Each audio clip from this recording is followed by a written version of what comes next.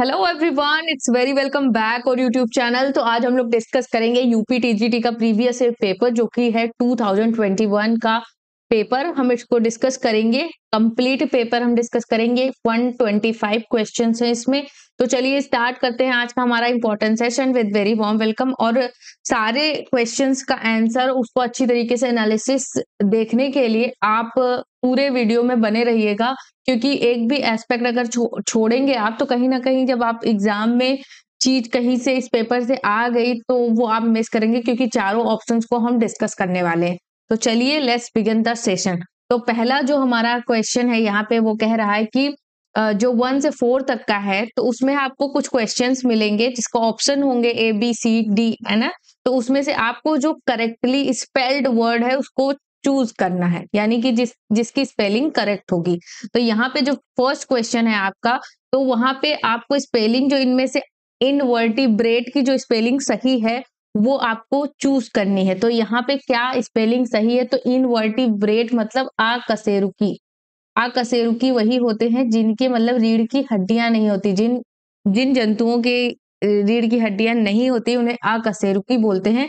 तो उसकी सही स्पेलिंग क्या होगी, तो INVER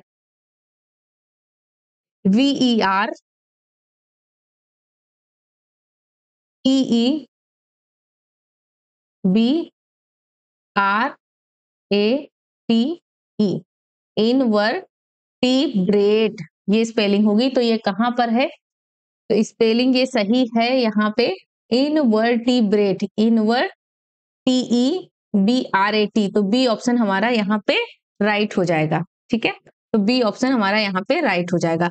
सेकेंड क्वेश्चन देखिएगा यहाँ पे, तो ऑमलेट की सही स्पेलिंग आपको चूज करनी है कि ऑमलेट की सही स्पेलिंग यहाँ पे क्या है। सो OMM क्या स्पेलिंग सही होनी चाहिए, बताइएगा इन चारों में से। तो सही स्पेलिंग जो यहाँ पे होगी OMELETTE।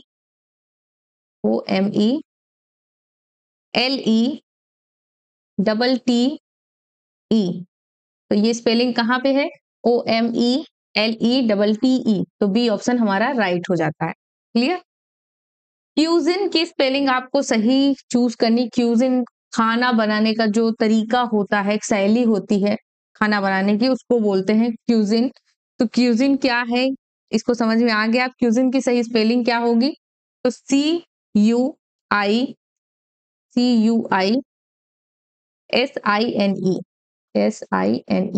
ये स्पेलिंग होगी क्यूजिन की।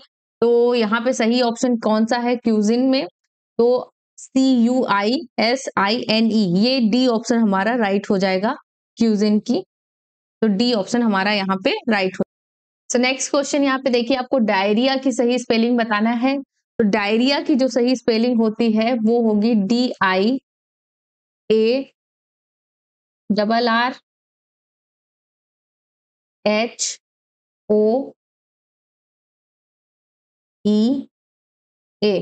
तो डायरिया की स्पेलिंग ये होगी, तो ध्यान रखिएगा। तो सही ऑप्शन क्या हो जाएगा यहाँ पर, DIARRHOEA। तो यहाँ पे ए ऑप्शन हमारा राइट हो जाएगा। तो इससे हमको क्या पता चलता है यहाँ पे कि स्पेलिंग एरर के क्वेश्चंस आते हैं और आपको स्पेलिंग एरर जरूर पढ़ना है। मोस्टली जो यहाँ पे आए ही हैं, साथ ही साथ मैं आपको एक जो चैनल है उसका लिंक मेंशन कर दूंगी डिस्क्रिप्शन बॉक्स में, वहां से पढ़ लीजिएगा। वो आपको कंप्लीट जो है स्पेलिंग एरर करवा देंगे। नेक्स्ट देखिएगा, 5th नंबर का क्वेश्चन है, दाउ हार्ट्स a voice whose sound was like the sea, pure as the naked heaven, majestic free। तो ये जो लाइंस हैं ये किसने बोली हैं और किसके लिए बोली हैं, तो ये जो लाइंस हैं ये आपको लंदन 1802 जो पोयम है, लंदन 1802, ये एक पोयम है जिसको लिखा है विलियम वर्ड्सवर्थ ने। विलियम वर्ड्सवर्थ ने किसके लिए, तो ये इन्होंने किसके लिए लिखा है, तो यहाँ पे इन्होंने ये जॉन मिल्टन के लिए लिखा है। जॉन मिल्टन के लिए लिखा है। ओके, तो ये पोयम है जॉन मिल्टन के लिए इन्होंने लिखा है। तो यहाँ पे राइट ऑप्शन क्या हो जाएगा, यहाँ दाउ हार्ट्स a voice whose sound was like the sea, pure as the naked heaven, majestic, free. The above lines were written for. यानी ये किसके लिए लिखी गई हैं, ये पूछा गया है। तो किसके लिए लिए लिखी गई है, तो ये जॉन मिल्टन के लिए लिखी गई है। किसने लिखा है, तो ये विलियम वॉर्ड्सवर्थ ने लिखा है। ये दोनों चीजें याद करिएगा। और ये इनकी पोयम है विलियम वॉर्ड्सवर्थ की, लंदन 1802 में। ओके, नेक्स्ट क्वेश्चन देखिएगा, 6 नंबर का जो क्वेश्चन है, choose one word from the option which describe the phrase most accurately. यहाँ पे एक फ्रेज दी गई है, आपको यहाँ पे वन वर्ड बताना है उसका कि क्या यूज करेंगे।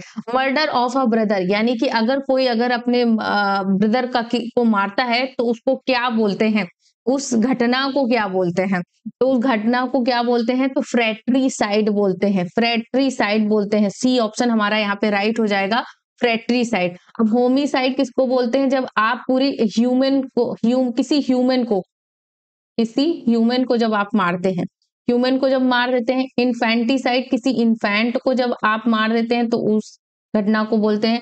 सोरोरीसाइड बोलते हैं, जब सिस्टर का मर्डर किया जाता है तो सोरोरीसाइड बोलते हैं। उसके बाद जब यहाँ पे पेरेंट्स को मारते हैं, पेरेंट्स के लिए क्या यूज किया जाता है, तो पेरेंट्स के लिए पेरिसाइड यूज करते हैं, पेरिसाइड। ओके, यहाँ पे अगर फादर को मारा जाता है तो उसके लिए क्या यूज करते हैं, तो फादर के लिए यहाँ पे यूज करते हैं पैट्रीसाइड, पैट्रीसाइड। और मदर को अगर मारा जाता है तो क्या यूज करते हैं, मैट्रीसाइड यूज करते हैं। उसके बाद एक और है यहाँ पे, अगर आप वाइफ का मर्डर करते हैं तो क्या बोलते हैं, युक्सोरोसाइड, युक्सोरोसाइड। और एक अनदर यहाँ पे एक और इम्पोर्टेंट है, जब आप किसी पूरी रेस को, यानी एक तरीके से एक पूरी रेस को खत्म कर देते हैं, यानी कि अब उस रेस का दोबारा जन्म नहीं हो सकता, ठीक है, तो उसको क्या बोलते हैं, जीनोसाइड बोलते हैं। मर्डर ऑफ रेस, उसको जीनोसाइड बोलते हैं, यानी पूरी जीन को खत्म कर देना, उसको जीनोसाइड बोलते हैं। ओके, तो ये हमारे कुछ इंपॉर्टेंट थे, इनको ध्यान रखिएगा। और यहाँ से क्वेश्चंस आते हैं, इस वजह से मैंने ये इंपॉर्टेंट यहाँ पे मेंशन कर दिया है, वन वर्ड सब्स्टिट्यूशन। ठीक है, अब यहाँ पे एक बार रिवीजन कर लेते हैं। होमिसाइड, जब आप किसी ह्यूमन का मर्डर करते हैं, वो कोई भी हो सकता है ह्यूमन। इन्फेंटिसाइड, जब आप एक नवजात बच्चे का मर्डर करते हैं तो उसको इन्फेंटिसाइड बोलते हैं। फ्रैट्रीसाइड, जब आप ब्रदर का मर्डर करते हैं। सोरोरिसाइड बोलते हैं सिस्टर का जब मर्डर होता है। पेरेंट्स का जब मर्डर होता है तो उसको पेरिसाइड बोलते हैं। फादर का मर्डर जब होता है तो उसको पैट्रीसाइड बोलते हैं। मदर मैट्रीसाइड, वाइफ यूक्सोरोसाइड और रेस जीनोसाइड। ठीक, तो इन सबको याद रखिएगा, ये बहुत इंपॉर्टेंट है। 7 नंबर का क्वेश्चन देखिएगा यहाँ पे, who refers William Wordsworth as an ever enduring man. ये किसने बोला है विलियम वॉर्ड्सवर्थ को एवर एंड्यूरिंग मैन, ये किसने बोला है, तो ये बोला है डॉक्टर जॉनसन ने, या फिर जॉन कीट्स ने, या फिर डी क्विंसी ने, या एस.टी. कॉलरिज ने। तो बेसिकली ये जो लाइन है ये एडमायर किया है किसने, एस.टी. कॉलरिज ने, यानी कि सैमुअल टेलर कॉलरिज ने अपनी एक पोयम में बोला है। ये पोयम कौन सी है, टू विलियम वॉर्ड्सवर्थ 1807, टू विलियम वॉर्ड्सवर्थ 1807। ये पोयम में इन्होंने बोला है किसको, वॉर्ड्सवर्थ को, एस.टी. कॉलरिज ने। अनदर इसमें कुछ और 2 लाइंस हैं, वो आपको ध्यान रखना है। अ वॉइस वन बोला है, अ वॉइस वन, और दूसरा बोला है यहाँ पे, दूसरा बोला है teacher of the good, teacher of the good. ये किसने बोला, ये तीनों कोट्स, यानी कि ever enduring man, a voice one, और उसके बाद टीचर ऑफ द गुड, ये तीनों कोट्स किसने बोले हैं, ये बोला है एस.टी. कॉलरिज ने अपनी एक पोयम टू विलियम वॉर्ड्सवर्थ 1807। जब इन्होंने प्रील्यूड लिखा था विलियम वॉर्ड्सवर्थ ने, तो उसी के रिस्पॉन्स में इन्होंने ये पोयम लिखी थी टू विलियम वॉर्ड्सवर्थ 1807, जिसमें ये लाइन्स इन्होंने एडमायर किया है किसको, विलियम वॉर्ड्सवर्थ को। अनदर क्वेश्चंस यहाँ पे देखते हैं। तो 8 नंबर का क्वेश्चन है, mark the part with the error, read the 4 option as the part of the given sentence. यानी कि आपको यहाँ पर 4 सेंटेंस मिलेंगे जो इसी एक सेंटेंस का पार्ट है। आपको यहाँ पे बताना किस पार्ट में एरर है। It was Meera who suggested that you be at the entrance to welcome to welcome each delegate on their arrival. तो यहाँ पे सही ऑप्शन क्या हो जाएगा? तो यहाँ पे जो सही आंसर बनता है, it was Meera who suggested that you be at the entrance to welcome each delegate on their arrival. तो यहाँ पे सही आंसर क्या हो जाएगा? तो यहाँ पे जो गलत है, रॉन्ग है, तो वो सी ऑप्शन यहाँ पे रॉन्ग हो जाएगा। ठीक है। क्वेश्चन नंबर 9 देखिएगा, what is the rhyming scheme of Petrarchan sonnet. Petrarchan sonnet जो कि पेट्रार्क यानी इटालियन सोनेट बोला जाता है, जिसके ओरिजिनेटर कौन थे? पेट्रार्क थे। और इसकी राइमिंग स्कीम क्या है? तो पेट्रार्कन सोनेट की राइमिंग स्कीम क्या है?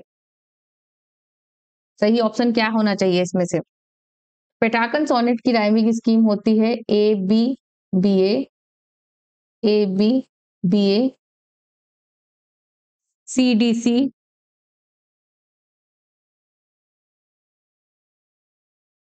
डी सी डी, या फिर आपको कहीं कहीं पे वेरिएशन देखने को मिलता है, तो आपको सीडीई और सीडीई भी मिल जाएगा। सीडीई और सीडीई भी मिल जाएगा। ठीक है।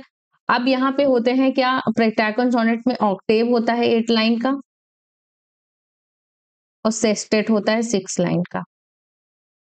और वोल्टा कहाँ पे आता है? जब ये ऑक्टेव एंड होता है तो यहीं पे वोल्टा आता है। ठीक है। वोल्टा यानी टर्न ऑफ थॉट्स। तो ये चीज हो गया। तो पेट्रार्कन सोनेट की अब यहाँ पे सही राइमिंग स्कीम क्या होनी चाहिए? A B B A C D C D. तो हमारा ए ऑप्शन यहाँ पे राइट हो जाता है। ओके।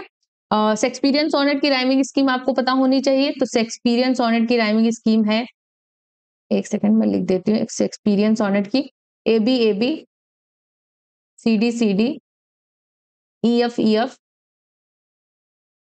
जी जी। ठीक है। तो यहाँ पे आपको क्या मिलेगा? यहाँ पे आपको 3 क्वार्टेन्स मिलेंगे, 3 क्वार्टेन्स मिलेंगे एंड 1 कपलेट मिलेगा। अब यहाँ वोल्टा कहाँ पे आएगा? जब ये क्वार्टेन्स एंड होंगे तो कपलेट से पहले आपको वोल्टा दिखाई देगा। वोल्टा मतलब टर्न ऑफ थॉट्स। क्लियर? इसकी राइमिंग स्कीम पता चल गई। इसमें क्या होता है? 3 क्वार्टेन्स होते हैं, एक कंक्लूडिंग कपलेट होती है। 10 नंबर का क्वेश्चन देखिएगा, transform direct narration into indirect narration. अब यहाँ पे आपको नरेशन चेंज करना है। तो Ram said how lovely this flower is, तो आपको इसको चेंज करना है। ठीक है। Ram said how lovely this flower was with Joy. Ram exclaim with Joy that was a lovely flower. तो यहाँ पे सही आंसर क्या होगा? तो यहाँ पे जो सही आंसर होगा, Ram exclaimed with Joy that was a lovely flower. तो ये हमारा बी ऑप्शन यहाँ पे राइट हो जाएगा। 11 नंबर का क्वेश्चन देखिएगा, the line they also serve who only stand and wait occurs in which of the following line. तो ये लाइन किसमें है? मैंने पढ़ाया है ये पोम, अगर आपने पढ़ा होगा तो आपको पता होगा। ट्रू लव बाय शेक्सपियर या फिर on his blindness bye John Milton या डैफोडिल्स बाय मिल्टन। तो डैफोडिल्स तो मिल्टन ने लिखी ही नहीं है, ये तो लिखा है वर्ड्सवर्थ ने। Odd on a Grecian earned bye John Keats. तो सही आंसर क्या हो जाएगा यहाँ पे? तो सही आंसर हो जाएगा ऑन हिज ब्लाइंडनेस, यानी कि यहाँ पर वो कहते हैं कि गॉड को किसी गिफ्ट वगैरह या सेवा वगैरह की जरूरत नहीं है। गॉड उनको भी सर्व करते हैं जो शांति से अपनी बारी की प्रतीक्षा करते हैं, इंतजार करते हैं। सही आंसर क्या हो जाएगा? On his blindness. ये एक सोनेट है विलियम वर्ड्सवर्थ के। सो नेक्स्ट क्वेश्चन यहाँ पे देखिएगा, करेक्ट स्पेलिंग आपको इसमें से चूज करनी है कि करेक्ट स्पेलिंग इसमें से कौन सी सही है किसकी। तो कॉन्सोनेंटल की स्पेलिंग सही कौन सी है? तो ए बी सी डी बताइएगा सही ऑप्शन कौन सा है। तो सही ऑप्शन जो कॉन्सोनेंटल की स्पेलिंग जो सही होनी चाहिए वो ये है। तो इसका मतलब होता है कि व्यंजन संबंधी कोई चीज है तो उसको हम, इसकी स्पेलिंग यही होगी। तो इसमें से सही ऑप्शन कौन सा है? तो सी ओ एन चारों में कॉमन है। एस ओ यहाँ पे मिल रहा है। ठीक है, यहाँ पे मिल रहा है SONANA। तो ये हमारा सही हो जाएगा ए ऑप्शन। ठीक है। नेक्स्ट क्वेश्चन यहाँ पे देखिएगा, which of the following works of John Galsworthy puts forward John Galsworthy ideas on drama. यानी कि इनमें से कौन से वर्क में जॉन गाल्सवर्दी के जो ड्रामा के लिए आइडिया है वो दिखाई देते हैं? जॉसलिन में, या फिर द आइसलैंड फेरिसेस में, या फिर द इन ऑफ ट्रैंक्विलिटी में, या फिर इंग्लैंड टू फ्री मैन। तो सही ऑप्शन क्या हो जाएगा यहाँ पे? तो बेसिकली जो ये इन ऑफ ट्रैंक्विलिटी है, ये इनका एस्से कलेक्शन था। एस्से कलेक्शन था जो 1912 में आया था। इसमें इनके जो व्यूज हैं ड्रामा को लेके वो यहाँ पे दिखाई देते हैं। तो द इन ऑफ ट्रैंक्विलिटी ये आपको मिल जाएगा 1912 में, एक एस्से कलेक्शन है किसका, जॉन गाल्सवर्दी का, जिसमें ये ड्रामा के एलिमेंट्स के बारे में बात करते हैं। तो 14 नंबर का क्वेश्चन देखिएगा, one word from the option which describe the phrase most accurately. ठीक है, आपको यहाँ पे वन वर्ड ढूंढना है। Incapable of being redeemed from evil beyond correction, यानी बिना करेक्शन के आप अपनी जो दुष्टता है वो सुधार नहीं सकते, सुधरने के लिए आपको मतलब वो करना पड़ेगा। तो बिना उसके क्या होगा यहाँ पे, तो इम्प्रेग्नेबल या फिर इनफैसिएबल या फिर इनडेलिएबल या फिर इनकरिजिबल। तो सही आंसर क्या हो जाएगा, डी ऑप्शन हमारा राइट हो जाएगा, इनकरिजिबल, जिसका सुधार ना हो सके, जिसका सुधार ना हो सके। Incapable of being redeemed from evil beyond correction, ठीक है, बिना करेक्शन के सुधार नहीं होना, जिसका सुधार ना होना। Find out the most suitable preposition from the given option, यहाँ पे आपको सही प्रीपोजिशन का चुनाव करना है। तो बताइएगा सही, it was very generous you to offer to help me, ठीक है, इट वॉज वेरी जनरस। बताइएगा सही ऑप्शन क्या है यहाँ पे।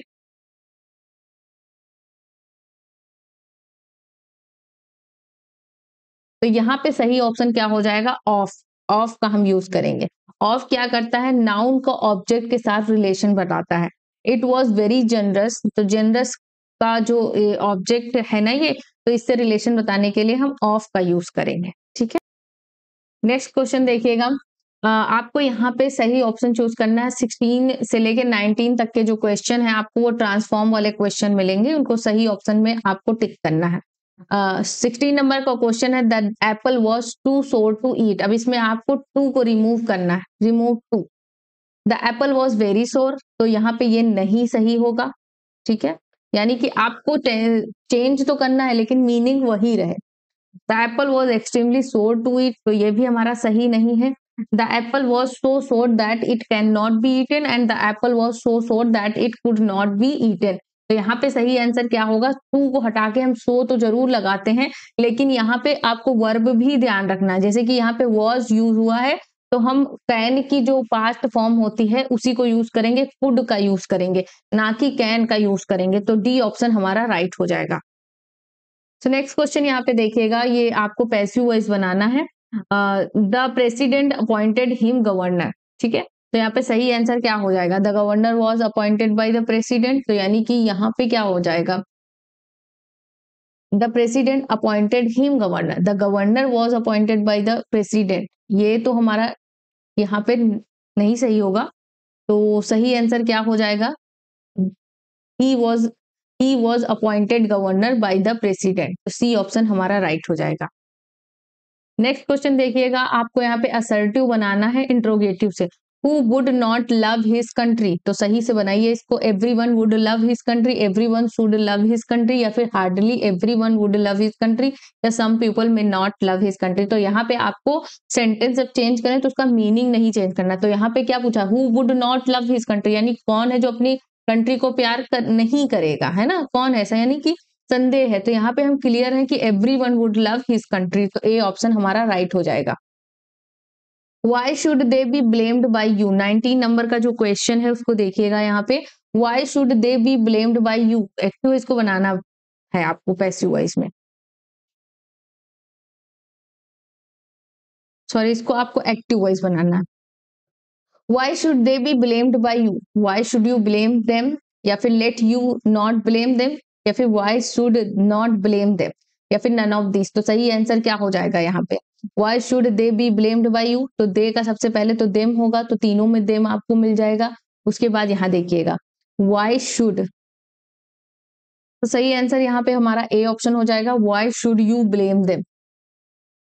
नेक्स्ट क्वेश्चन यहाँ पे देखिएगा, which of the following is a pastoral elegy. तो पेस्टोरल एलिजी वो होती है जब यहाँ पे आपको टू शेफर्ड्स के बीच में दिखाया जाता है कि एक शेफर्ड की डेथ हो जाती है, तो उसकी डेथ पे जो उसका साथी शेफर्ड होता है वो मौन करता है यानी कि विलाप करता है। ये बेसिकली जो गाँव के लोकेशन पे रखी जाती है, गाँव देहात वाली पोएम होती है, ठीक है? तो यहाँ पे सही आंसर क्या हो जाएगा? तो कौन सी पेस्टोरल एलिजी है? Elegy written in a country churchyard या फिर इन मेमोरियम या लेसीडार या फिर ड्यूनो एलिजी। तो सही आंसर क्या हो जाएगा बताइएगा इसमें से? तो यहाँ पे जो सही आंसर होगा वो लेसीडास होगा। ये एडवर्ड किंग की डेथ पे लिखा था।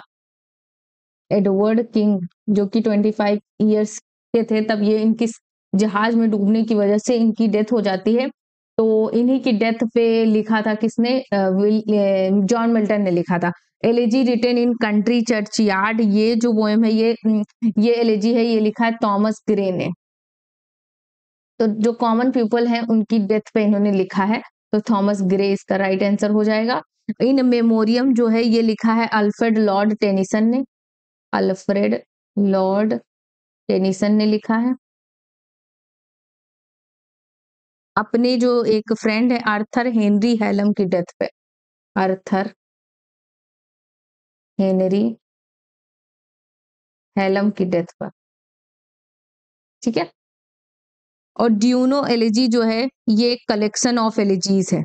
ये एक कलेक्शन ऑफ एलिजीज है, कलेक्शन ऑफ एलिजीज, जिसको किसने लिखा है? तो रैनर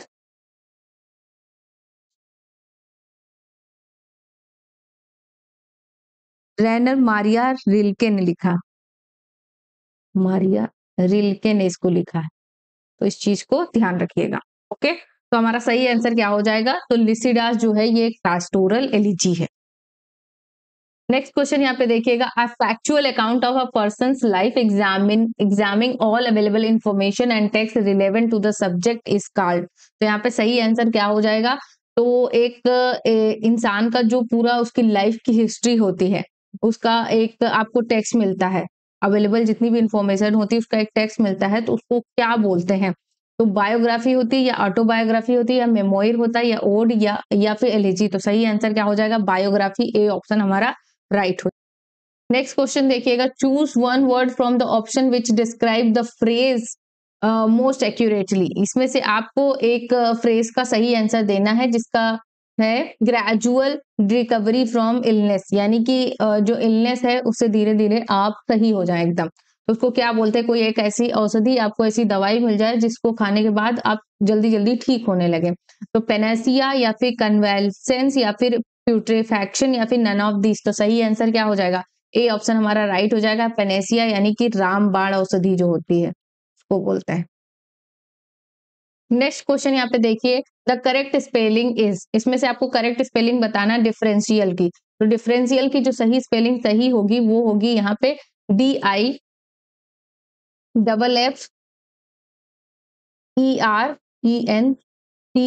डिफरेंशियल की स्पेलिंग डी ऑप्शन ये हमारा राइट हो जाएगा। Next question, which of the following authors has written that lines tweet to who a merry note while Gracie John doth kill the pot। तो ये लाइंस किसने और किस प्ले में आपको दिखाई देंगी और किसने लिखी हैं? तो ये ऑप्शन है आपके John Galsworthy, John Milton, William Wordsworth या विलियम शेक्सपियर। तो सही आंसर क्या हो जाएगा यहाँ पे? तो ये जो सही आंसर होगा इसका, ना ही वो जॉन गाल्सवर्दी है, जॉन मिल्टन भी नहीं है, विलियम वर्ड्सवर्थ ही नहीं है, विलियम शेक्सपियर ने इसका यूज किया है। तो ये जो है यहाँ पे ओनोमैटोपिया है, ये एक आउल जो है ना उसके बोलने की जो साउंड है उसको इमिटेट किया गया है। तो ये आपको मैरी वाइफ्स ऑफ विंडसॉर में मिलेगा, मैरी वाइफ्स ऑफ विंडसॉर, ठीक है, उसमें आपको मिलेगी। और ये जो जॉन नाम का कैरेक्टर है उसके बारे में है। मेरी नोट यहाँ पे वो कुक कर रही होती है तो उस समय ये इस तरीके का डायलॉग होता है यहाँ पे। तो मैरी वाइफ्स ऑफ विंडसॉर ये विलियम शेक्सपियर का है। उसमें tu-whit tu-who a merry note while greasy Joan doth feel the pot, ये आपको मिलेगा। नेक्स्ट क्वेश्चन यहाँ पे देखिएगा, which of the following poems is not written by John Galsworthy. इनमें से कौन सी पोएम है जो जॉन गाल्सवर्दी ने नहीं लिखा है? तो सही ऑप्शन क्या हो सकता है यहाँ पे? डी वॉन्ट टू मी किसने लिखा है? जॉन गाल्सवर्दी ने लिखा है, जॉन गाल्सवर्दी। ठीक है। उसके बाद रसिया अमेरिका किसने लिखा है? रसिया अमेरिका भी लिखा है किसने? जॉन गाल्सवर्दी ने। द पास्ट पोएम किसने लिखा है? तो पास्ट पोएम लिखा है जॉन गाल्सवर्दी ने। ये भी जॉन गाल्सवर्दी ने लिखा है। ठीक है। जो एडमोनिशन टू अ ट्रैवलर, ये जो पोएम है ये हमारा रॉन्ग आंसर हो जाएगा, ये इन्होंने नहीं लिखा है। तो ये किसने लिखा है? विलियम वॉर्ड्सवर्थ ने लिखा है। विलियम वॉर्ड्सवर्थ ने लिखा है। ठीक है। तो इस चीज को ध्यान रखिएगा। क्लियर। नेक्स्ट क्वेश्चन देखिए, फाइंड आउट करेक्ट सेंटेंस। तो करेक्ट सेंटेंस से related, he gave me much too pain. तो यहाँ पे देखिए बहुत ज्यादा मच और टू दोनों चीजों का यूज किया गया है, तो ये मेरे समझ में नहीं आया, तो इसको हम रॉन्ग कर देंगे। आई शैल गो जस्ट नाउ, जस्ट और नाउ भी है तो ये भी हमारा गलत हो जाएगा। ही always get success since he hardly works. तो ऑलवेज कहाँ हो गया? जब से वो ऑलवेज सुनी सिंस ही हार्डली हो, जब से उसने काम अच्छा करना स्टार्ट किया, तो हमेशा से तो नहीं है ना, तो ये भी हमारा गलत हो जाएगा। तो हमारा सही आंसर क्या होगा? I shall be only too glad to see you. तो ये हमारा सही हो जाएगा डी ऑप्शन। नेक्स्ट क्वेश्चन यहाँ पे देखिएगा, who called Shakespeare a Johannes factotum a jack of all trade. इसका इसको किसने बोला है शेक्सपियर को? तो क्रिस्टोफर मॉलोम ने बोला है, या फिर सैमुअल जॉनसन ने बोला, या रॉबर्ट ग्रीन ने बोला, या फिर विलियम वॉर्ड्सवर्थ ने बोला। तो ये बेसिकली बोला है किसने? रॉबर्ट ग्रीन ने। किसके लिए? तो विलियम वॉर्ड्सवर्थ के लिए, विलियम शेक्सपियर के लिए। विलियम शेक्सपियर के लिए। हम लोग हमेशा यही तो पढ़ते आ रहे हैं कि विलियम वर्ड्सवर्थ, विलियम शेक्सपियर। तो ये मेरा स्लिप ऑफ टंग हो जाता है कि मुझे विलियम वर्ड्सवर्थ मुंह से निकल गया। विलियम शेक्सपियर यहाँ पे राइट हो जाएंगे। और ये इन्होंने बोला है रॉबर्ट ग्रीन ने अपनी इसमें, जॉन फैक्टोटम जो एक जैक ऑफ ऑल ट्रेड, यानी कि शेक्सपियर इतने पढ़े भी लिखे नहीं है, लेकिन वो उनके अंदर सारी यूनिवर्सिटी वाले की क्वालिटी है, और वो हमारा मेरे हम लोगों के जितने भी टैलेंट्स हैं वो चुरा रहे हैं। ठीक है। नेक्स्ट क्वेश्चन यहाँ पे देखिएगा, 28 नंबर का क्वेश्चन है, find out the most suitable preposition from the given option. तो इसमें से सही प्रेपोजिशन आपको फिलअप करनी है। Malti is fed up the weather. तो यहाँ पे सही आंसर क्या हो जाएगा? फ्रॉम, विद, या फिर ओवर, या अबाउट। तो यहाँ पे जो आंसर होगा, तो मालती एक क्या है ना, एक व्यक्ति है, तो इसके लिए जब किसी इंसान के लिए यूज करना हो तो हम विद का यूज करेंगे। तो हमारा बी ऑप्शन यहाँ पे राइट हो जाएगा। नेक्स्ट क्वेश्चन यहाँ पे देखिएगा, mark the part with the error. तो यहाँ पे आपको चारों सेंटेंस को रीड करना, उसके बाद जिस पार्ट में एरर है उसको आपको टिक करना है। These kinds of apparel seems to be expensive but it is relatively affordable to maintain. तो यहाँ पे सही ऑप्शन क्या हो जाएगा? These kind of apparel. तो ये हमारा ऑप्शन ए जो है ये यहाँ पे रॉन्ग हो जाएगा। तो ये हमारा सही ऑप्शन है, मतलब रॉन्ग है मतलब सही है। ठीक है। नेक्स्ट क्वेश्चन यहाँ पे देखिएगा, द करेक्ट स्पेलिंग इज, सही स्पेलिंग आपको चूज करनी है इसमें से। तो डिसटेंटमेंट की सही स्पेलिंग क्या होगी? यानी कि विवेक और सूझबूझ। ठीक है। तो इसकी सही स्पेलिंग होगी DISCERNMENT।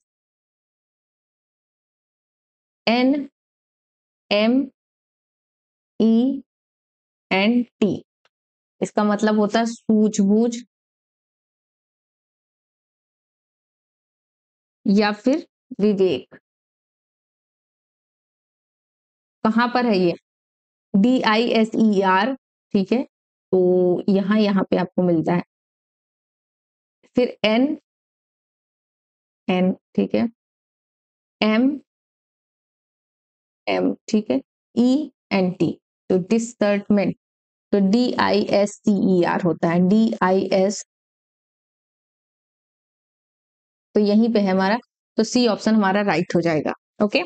31 नंबर का क्वेश्चन देखते हैं, which of the following works is not written by John Galsworthy. इसमें से कौन सा वर्क है जो जॉन गाल्सवर्दी ने नहीं लिखा है? तो फ्लावरिंग वाइल्डरनेस जो है ये वर्क किसका है? तो ये जॉन गाल्सवर्दी का है, जॉन गाल्सवर्दी। और सेंट्स प्रोग्रेस जो है ये वर्क भी किसका है? तो जॉन गाल्सवर्दी का है।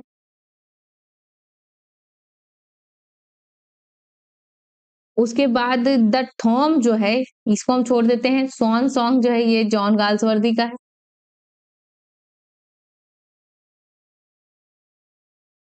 जो द थॉम है ये किसका है? तो ये जॉन गाल्सवर्दी का नहीं है, ये बेवर्ली लेविस का है। किसका है? तो बेवर्ली लेविस का है। तो ये चीज ध्यान रखिएगा। तो हमारा ये ऑप्शन यहाँ पे राइट हो जाएगा।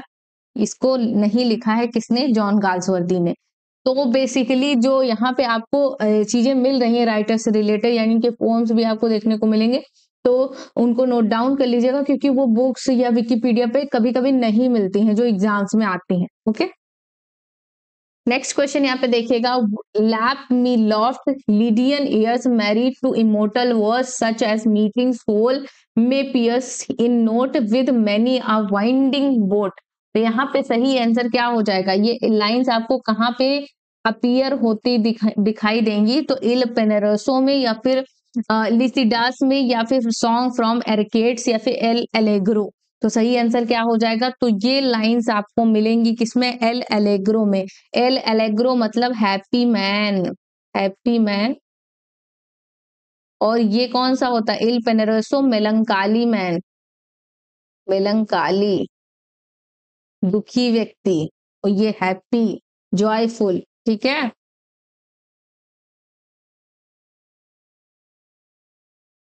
नेक्स्ट क्वेश्चन यहाँ पे देखिएगा। 33 नंबर का क्वेश्चन है। Milton on Shakespeare was published in. तो मिल्टन ने जो ऑन शेक्सपियर है वो लिखना स्टार्ट किया था 1630 में, इनका कंपोज हुआ था ये पोएम। और उसके बाद ये पब्लिश हुआ था 1632 में। जो कलेक्शन आया था, सेकंड फोलियो जो आया था, विलियम जो विलियम शेक्सपियर का जो सेकंड फोलियो आया था, उसमें एक ये ट्रिब्यूट पोएम रखी गई थी जॉन मिल्टन की, ऑन शेक्सपियर। ठीक है, तो ये एक तरीके से एक एपिटफ है जो इन्होंने शेक्सपियर को एडमायर करने के लिए जॉन मिल्टन ने लिखा था। तो सही ऑप्शन क्या हो जाएगा? 1632 हो जाएगा, डी ऑप्शन। नेक्स्ट क्वेश्चन यहाँ पे देखिएगा। Identify the error part in the following sentence. इसमें आपको चारों सेंटेंस को पढ़ के आपको जिसमें एरर है उस पार्ट को आपको निकालना है। Neither my brother nor my brother in law were able to help me. तो यहाँ पे सही आंसर क्या हो जाएगा? तो हमारा जो सही आंसर हो जाएगा, यानी जिसमें एरर है वो हमारे सी पार्ट में एरर है, तो ये ऑप्शन हमारा सही हो जाएगा। और इसमें एरर क्यों है? तो neither my brother nor my brother in law. ठीक है, तो ये क्या हो जाएगा? सो नीदर, और नीदर जब होता है तो जो वर्ब आती है वो सिंगुलर आती है, और यहाँ पे जो वर्ब आई है वो प्लूरल आई है, यानी कि वर की जगह हम वॉज का यूज करेंगे। इस वजह से ये हमारा ऑप्शन यहाँ पे एरर आया, तो सी ऑप्शन हमारा राइट हो जाता है। नेक्स्ट क्वेश्चन यहाँ पे देखिएगा। 35 नंबर का जो क्वेश्चन है। Find out the most suitable preposition आपको यहाँ पे लगाना है। The new medicine prevents the virus growing. तो यहाँ पे सही आंसर क्या हो जाएगा? यहाँ पे जो सही आंसर होगा वो हम फ्रॉम का यूज करेंगे, फ्रॉम यहाँ पे यूज होगा, तो बी ऑप्शन हमारा राइट हो जाएगा। 36 नंबर का जो क्वेश्चन है। Among following sentence which is not correctly punctuated. तो सही से कौन सा पंक्चुएट नहीं हुआ है वो आपको बताना है। तो Rama the son of Dasharath, Rama the son of Dasharath killed Ravan. तो ये हमारा बिल्कुल सही है, इसमें कोई भी एरर हमको नहीं दिख रहा है। Man is said is a political animal. तो यहाँ पे जो इस तरीके का जो यूज हुआ है, इसका हम नहीं, यहाँ पे कोटेशन मार्क का जो यूज हुआ, तो यहाँ पे नीड नहीं थी। बेसिकली ये डायलॉग्स जब बोलता है कोई इंसान तब यूज होता है, तो हमारा बी ऑप्शन राइट हो जाएगा। बाकी सी और डी हमारा सही है यहाँ पे। अब हम कुछ जो पंक्चुएशन मार्क्स हैं उनको देख लेते हैं, उनके डेफिनेशन। तो जो कॉमा होता है, जो ऐसे करके होता है, उसका यूज कहाँ पे होता है? तो यहाँ पे ये पार्ट्स को सेपरेट करने के लिए, सेपरेट करने के लिए यूज होता है, सेपरेट करते हैं इससे। और साथ ही ये इंडिकेट करता है शॉर्ट पॉज को, शॉर्ट पॉज को। ठीक है,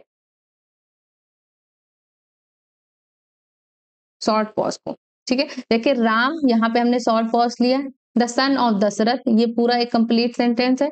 और ये क्या है? किल्ड रावण। तो यहाँ पे भी एक कंप्लीट सेंटेंस है, ये भी कंप्लीट सेंटेंस है, और राम की जगह हमने शॉर्ट पॉज लिया। इस तरीके से समझ लीजिए। ठीक है, नेक्स्ट जो सेमी कॉलन, यहाँ जहां जहां प्रॉब्लम होती है हम उन पे डिस्कस करेंगे। तो ये जो सेमी कॉलन है, इसमें क्या होता है? ये कनेक्ट करता है टू इंडिपेंडेंट क्लॉसेस को, टू इंडिपेंडेंट क्लॉसेस को कनेक्ट करता है, ठीक है। उसके बाद ये कनेक्ट करता है और ये क्लोजली एक दूसरे से एसोसिएटेड होते हैं। जैसे कि यहाँ पे एक हाँ,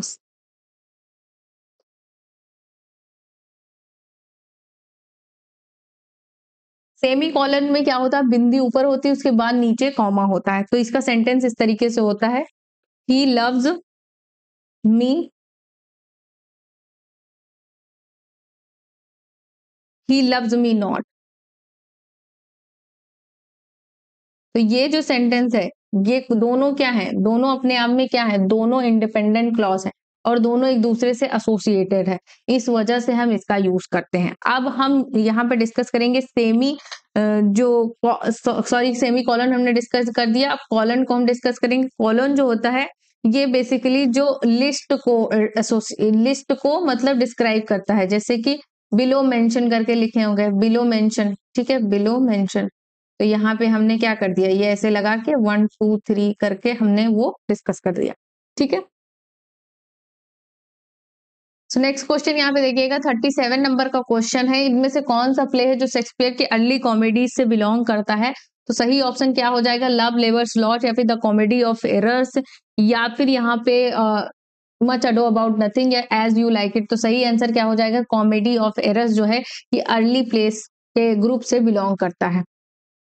तो थोड़ा सा हम यहाँ पे शेक्सपियर की जो ग्रुपिंग हुई है इनके प्लेस की उसको समझ लेते हैं। तो इनकी जो अर्ली कॉमेडीज, ठीक है, अर्ली कॉमेडीज हेडिंग डालिए आप लोग। अर्ली कॉमेडीज में आपको मिलेगा the comedy of errors, the comedy of errors, ठीक है। उसके बाद दूसरा आपको मिलेगा यहाँ पे the two gentleman of Verona, the two gentleman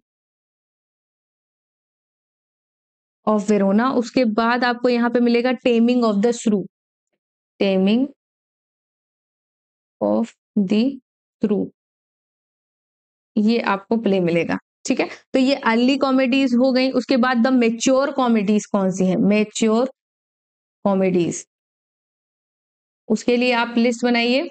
mature comedies में आपको मर्चेंट ऑफ वेनिस मिलेगा, merchant of Venice.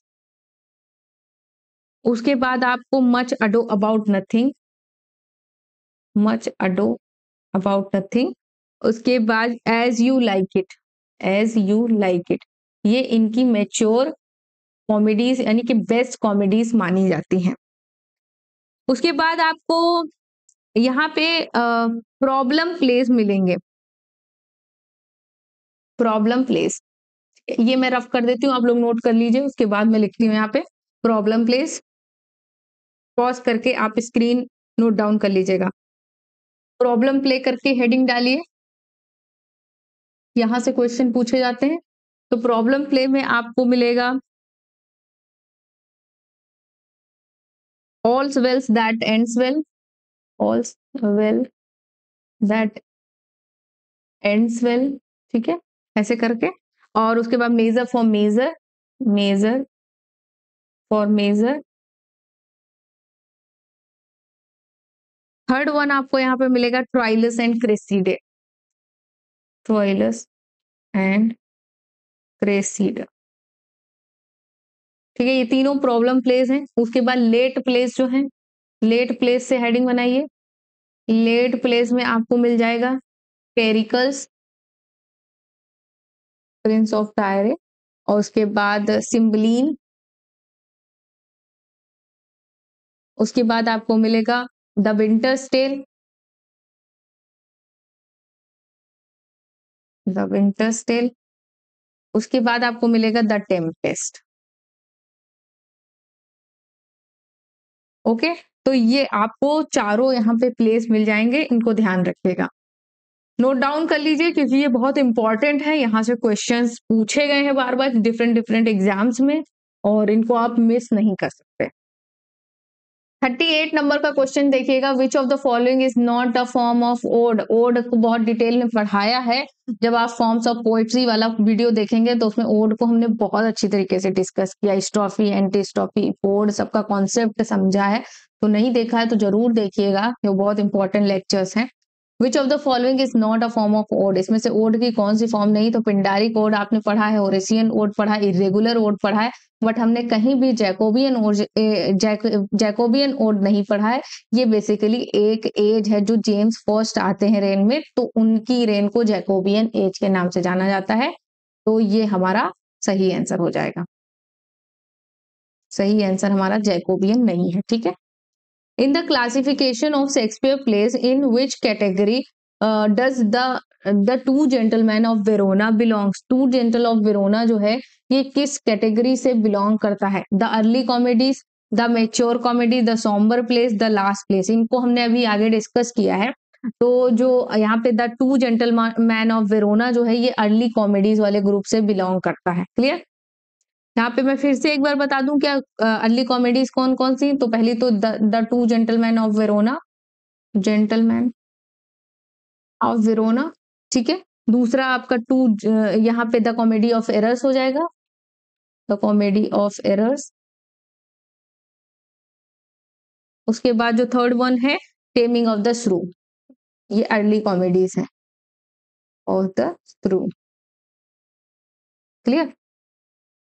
Next question यहाँ पे देखिएगा, in which poem of Wordsworth does the line our birth is but a sleep and forgetting occur?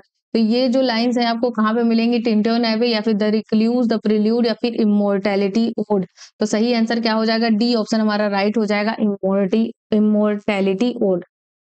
Next question यहाँ पे देखिएगा, question number 41 जो है, which of the Shakespeare poem consist 6 line stanza. तो ये यहाँ पे मिसप्रिंट हो गया था, प्रिंट ही नहीं हुआ था क्वेश्चन, तो मुझे लिखना पड़ा। विच of the Shakespeare poem consist 6 line stanza. आपको शेक्सपियर की किस पोएम में 6 लाइन स्टैंजा मिलेगा? तो पैशनेट, पिलग्रिम या फिर द रेप ऑफ द लुक्रेसी या वीनस एंड एडोनिस या फिर नन ऑफ दीस। तो सही आंसर क्या हो जाएगा? सी ऑप्शन जो है हमारा वो राइट हो जाएगा, वीनस एंड एडोनिस, जिसमें आपको 6 लाइन के स्टैंजा मिलेंगे। 1593 में इन्होंने कंपोज किया था ये पोएम, और ये डेडिकेटेड है हेनरी ब्रिथस्ले को। हेनरी ब्रिथस्ले को डेडिकेटेड है। राइमिंग स्कीम ABCC इसकी राइमिंग स्कीम है, और ये 6 लाइन में लिखा गया। द रेप ऑफ द लुक्रेसी जो है ये भी सेम इन्हीं को डेडिकेटेड है, और ये लिखा है 1594 में, और ये राइम रॉयल में लिखी गई है। राइम रॉयल यानी कि 7 लाइन के स्टैंजा, 7 लाइन स्टैंजा फॉर्म है इसकी, ठीक है। और ABCC इसकी राइमिंग स्कीम है, ठीक है। तो ये ध्यान रखिएगा। पैशनेट पिलग्रिम ये 1599 में लिखी है गई है, ये किसको डेडिकेट है पता नहीं। नेक्स्ट क्वेश्चन यहाँ पे देखिएगा, which of the following statements is not correct about autobiography. Autobiography से रिलेटेड कौन सा स्टेटमेंट जो है वो सही नहीं है? An autobiography can never be a connected narrative, क्या ये सही है? तो या फिर an autobiography is the story of person's life as written by that person, ये सही है। A memoirs deal at the least in the part with public event and noted personage other than the author, and autography is record of author's life, तो ये सही हो जाएगा।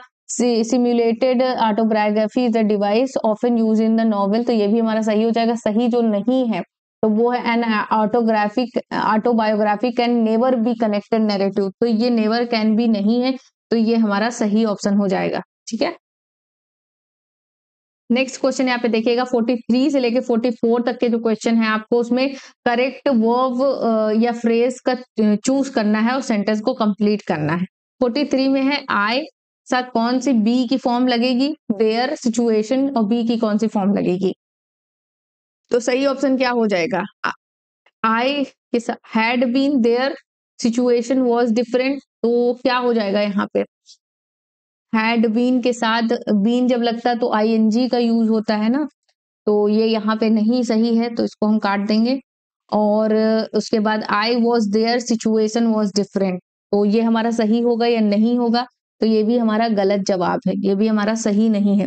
तो हमारा जो सी ऑप्शन है, had I been there situation would have been different, तो ये हमारा सही हो जाएगा, क्योंकि यहाँ पे विल की जगह वुड का यूज हुआ है। वुड क्या है, वुड जो है हैड पास्ट में है, तो विल की जो पास्ट फॉर्म होती है वो वुड होती है। सी ऑप्शन हमारा राइट हो जाएगा। नेक्स्ट क्वेश्चन यहाँ पे देखिएगा, the boss wanted to know done the job, तो यहाँ पे सही आंसर क्या हो जाएगा, how I had that, how had I, या फिर हाउ वुड आई हैव का तो नहीं यूज होगा क्योंकि डन है, डन पास्ट है, तो हाउ हैड आई, तो ये भी हमारा गलत हो जाएगा। सही आंसर जो होगा हमारा वो होगा 44 का A option, how I had done the job. 45 number का क्वेश्चन देखिएगा, करेक्टली स्पेल्ड वर्ड आपको चूज करना है। कंटेम्प्टिबल का यूज जो सही स्पेलिंग है वो क्या है, तो कंप्रेहेंसिबल, तो ये हमारा गलत स्पेलिंग है, ठीक है। कारपोरियल भी गलत स्पेलिंग है, और यहाँ पे जो सही स्पेलिंग है तो वो इसी की है, कंटेम्प्टिबल की स्पेलिंग सही है। तो इसका क्या मतलब होता है, तो मतलब घिनौना।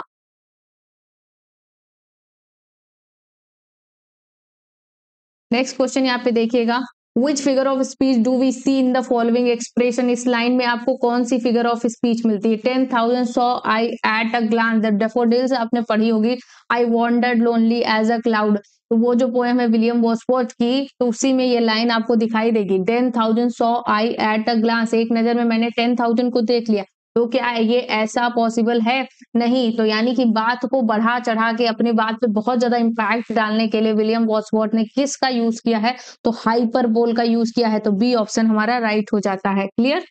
नेक्स्ट क्वेश्चन यहाँ पे देखिएगा, which of the following is not true, the term novel refers to, novel किससे रेफर करती है, एक प्रोज फिक्शन है, बिल्कुल सही है। A prose narrative having character and plot, तो ये भी सही है। A treatise on current social event, no, तो ये हमारा गलत हो जाएगा। A literary form that is derived from Italian novella, तो ये भी हमारा सही हो जाएगा। तो सी ऑप्शन हमारा गलत हो जाएगा। बेसिकली ये कोई ट्रीटाइज नहीं है सोशल प्रॉब्लम पे, करंट सोशल प्रॉब्लम पे, तो ये बिल्कुल अलग है ना। अब यहाँ पे नेक्स्ट क्वेश्चन आपके सामने, जो लिसेंडर जो कैरेक्टर होता है ये आपको किस प्ले में मिलेगा, लिसेंडर नाम का जो कैरेक्टर है वो आपको किस प्ले में मिलेगा, अब मिडसमर नाइट्स ड्रीम में, या फिर किंग लियर में, या कॉमेडी ऑफ एरर्स में, या फिर रोमियो एंड जूलियट में, तो सही आंसर क्या हो जाएगा, तो जो लिसेंडर वाला कैरेक्टर है वो मिलेगा आपको अमिड समर नाइट्स ड्रीम में। ओके। नेक्स्ट क्वेश्चन यहाँ पे देखिएगा, a 7 line iambic pentameter stanza rhyming scheme A BBC BB और सीसी इज कार्ड, यानी कि जो 7 लाइन का स्टैंजा होता है आयम्बिक पेंटामीटर में लिखा जाता है, उसकी राइमिंग स्कीम होती है ए बीबीसी और सी, तो वो होता है राइम रॉयल, तो सही ऑप्शन सी हो जाएगा हमारा, rhyme royal. Which of the following work is not written by John Milton, इनमें से कौन सा वर्क है जो जॉन मिल्टन ने नहीं लिखा है, तो सही आंसर क्या हो जाएगा, ये ऑफ एजुकेशन भी लिखा है, एरियोपेजिटिका भी लिखा है, ऑन शेक्सपियर भी लिखा है, अल्मा और द प्रोग्रेस जो वर्क है ये नहीं लिखा है जॉन मिल्टन ने, ये लिखा है किसने, तो मैथ्यू प्रॉयर ने लिखा है,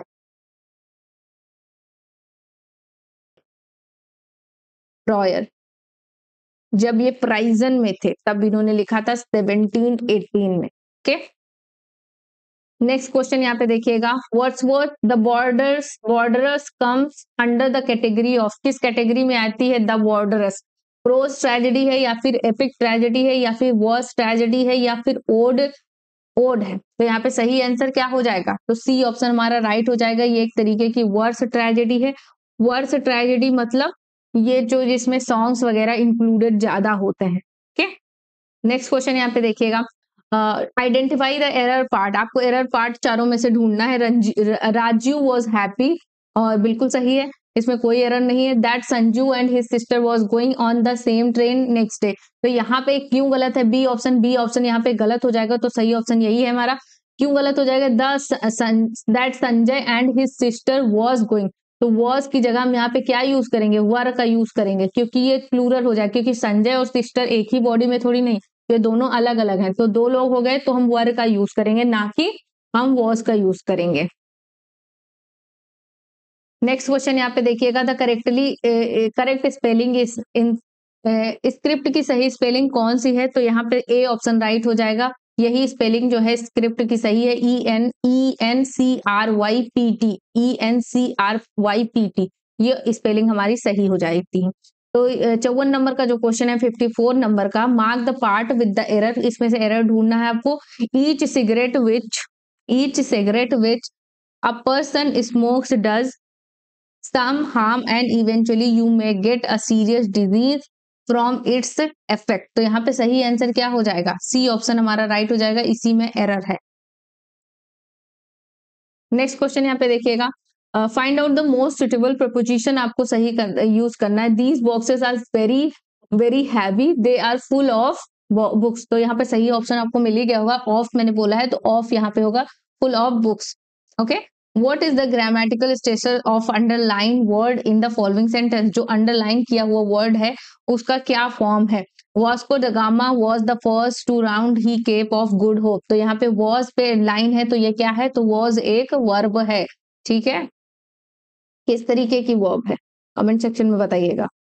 नेक्स्ट क्वेश्चन यहाँ पे देखिएगा, which of the following statement is true about closet drama? से रिलेटेड कौन सा स्टेटमेंट जो है वो ट्रू है? It is drama full of treachery and intrigues, या फिर a closet drama essentially has double plots, a closet drama is intended to be read rather than to be staged in the theater, it deals with gentlemen and ladies living in the polis society। तो सही option C हो जाएगा। जो closed drama है वो सिर्फ पढ़ने के पर्पज से लिखा जाता है, ना कि परफॉर्मेंस के पर्पज से। ठीक है, नेक्स्ट क्वेश्चन यहाँ पे देखिएगा, the prose Gothic novel denotes. Gothic novel में क्या होता है? A medieval type of architectural work, या फिर a type of prose fiction which has been set in middle ages often suffused with gloomy castle. तो सही आंसर क्या हो जाएगा यहाँ पे? सही आंसर हो जाएगा बी ऑप्शन हमारा राइट हो जाएगा। ओके, तो जो गोथिक फिक्शन होती है उसमें आपको मिडिल एजेस की सेटिंग दिखाई पड़ेगी, साथ ही साथ ग्लूमी कैसल यानी कि जो सुनसान हवेलियां होती हैं, महल होते हैं अंधकार वाले, जाला लगा होता है ना, वहां कोई बरसों से नहीं गया होता, वहां की लोकेशन रखी जाती है। नेक्स्ट क्वेश्चन यहाँ पे देखिएगा, any short composition in prose that undertakes to discuss a matter, express a point of view, persuade to accept a thesis on any subject और सिंपली एंटरटेन इज। तो यहाँ पे सही आंसर क्या हो जाएगा बताइएगा, सही आंसर क्या होगा? तो एक शॉर्ट कंपोजिशन होता है, ठीक है, प्रोज के फॉर्म में होता है, जिसमें हम किसी मैटर को डिस्कस करते हैं, अपने पॉइंट ऑफ व्यूज को एक्सप्रेस करते हैं, तो वो एक सब्जेक्ट मैटर पे लिखा जाता है, तो उसको क्या बोलते हैं? तो बायोग्राफी होता है क्या? नहीं होता है।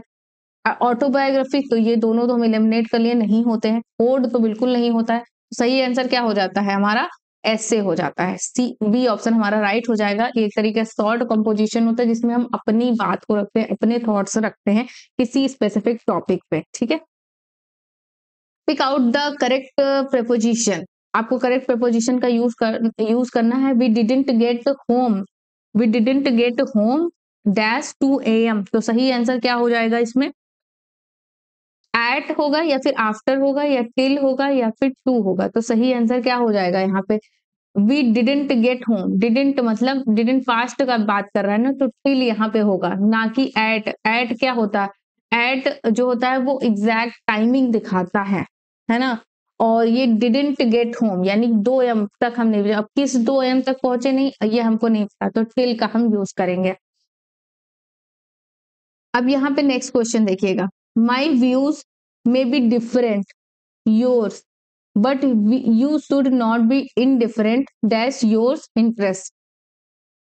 तो यहाँ पे हम किसका यूज करेंगे? फ्रॉम का यूज होगा क्या? तो यहाँ पे my views may be different from you, तो यहाँ पे हम फ्रॉम यूज करेंगे।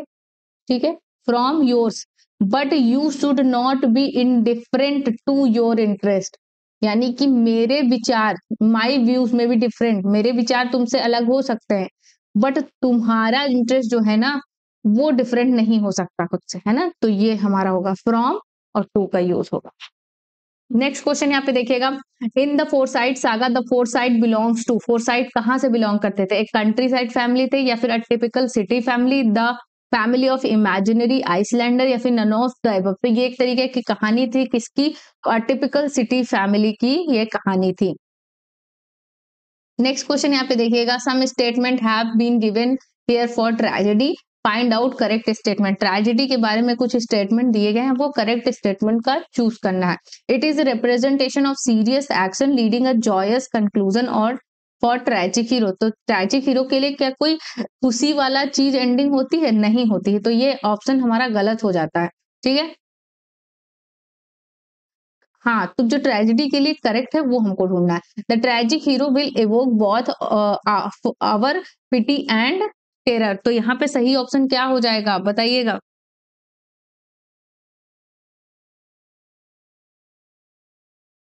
The tragic hero will evoke both our pity and terror. तो ये ट्रेजिक हीरो नहीं होता, ये कथारसिस होता है। तो ये भी हमारा गलत हो जाएगा। The hamartia comes the reason of his demise. Hamartia क्या बोलते हैं? डाउनफॉल बोलते हैं, डाउनफॉल या फिर ट्रेजिक फ्लॉ, ट्रेजिक फ्लॉ जिसकी वजह से उसका डाउनफॉल होता है। तो सी ऑप्शन हमारा राइट हो जाएगा ट्रेजिडी को लेके। The anagnorisis in tragedy is reversal in his fortune from happiness to disaster. तो ये एनाग्नोसिस जो होता है ये डिस्कवर करता है ट्रू आइडेंटिटी को अनदर पर्सन को। तो यहाँ पर लिख लीजिए जो एनाग्नोसिस है, एनाग्नोसिस ये क्या करता है? तो discover true identity of another person, है ना। और यहाँ पे जो कैथारसिस जो होता है वो स्ट्रॉन्ग फीलिंग होती है जिसकी वजह से क्या होता है, जो हमारा पिटी एंड फेयर जो निकलता है ना। और हमार्सिया जो होता है, हमार्सिया ये फैटल फ्लॉ, ये मैंने बता ही दिया। और डाउनफॉल इससे रिलेटेड है। ओके, सो यहाँ पे जो ऑप्शंस हमारे सही होंगे वो हमारा दूसरा ऑप्शन और तीसरा ऑप्शन, ये दोनों सही होंगे। The tragic hero will evoke both our pity and terror, यानी कि उसके जो एक्शंस होते हैं, उसके साथ जो चीजें होती हैं, उसको देख के हमारा क्या होता है, हमारा कैथारसिस रिलीज होता है। यानी कि जब हीरो के साथ कुछ गलत होता है तो हमारा उसके साथ वो भी, जब वो दुखी होता है तो हम भी दुखी हो जाते हैं ना, उसके लिए चिंता करते हैं। तो वो चीजें हैं। तो हमारा दूसरा और तीसरा जो आंसर है वो सही हो जाएगा, यानी कि सी ऑप्शन हमारा राइट हो जाएगा। नेक्स्ट क्वेश्चन यहाँ पे देखिएगा, which play not written by Galsworthy. Galsworthy ने कौन सा प्ले नहीं लिखा? तो जस्टिस लिखा, सिल्वर बॉक्स लिखा, स्ट्राइफ लिखा, द एप्पल कार्ट नहीं लिखा। तो ये ऑप्शन हमारा राइट हो जाएगा। इसको किसने लिखा है द एप्पल कार्ट को? तो द एप्पल कार्ट को लिखा है जॉर्ज बर्नार्ड शॉ ने, जॉर्ज बर्नार्ड शॉ ने इसको लिखा है। ठीक है, नेक्स्ट क्वेश्चन यहाँ पे देखिएगा, in William Wordsworth the solitary reaper the solitary highlands lass is, यानी कि वो कौन थी? तो अ गर्ल फ्रॉम आयरलैंड या गर्ल फ्रॉम स्कॉटलैंड या फिर a girl from Arabian sand या फिर नन ऑफ द अबव। तो सही आंसर क्या हो जाएगा? अ गर्ल फ्रॉम स्कॉटलैंड से थी। तो नेक्स्ट क्वेश्चन यहाँ पे देखिएगा, Jack Barthwick is a character in, Jack Barthwick नाम का कैरेक्टर आपको किसमें मिलेगा? द मैन ऑफ प्रॉपर्टी में, जॉसलिन में, या फिर द आइसलैंड फेरिसेस में, या फिर द सिल्वर बॉक्स में। तो जैक बार्थविक आपको सिल्वर बॉक्स में मिलेगा। ठीक है, नेक्स्ट क्वेश्चन यहाँ पे देखिएगा, which of the following statement is correct about autobiography से रिलेटेड कौन सा स्टेटमेंट मतलब सही है?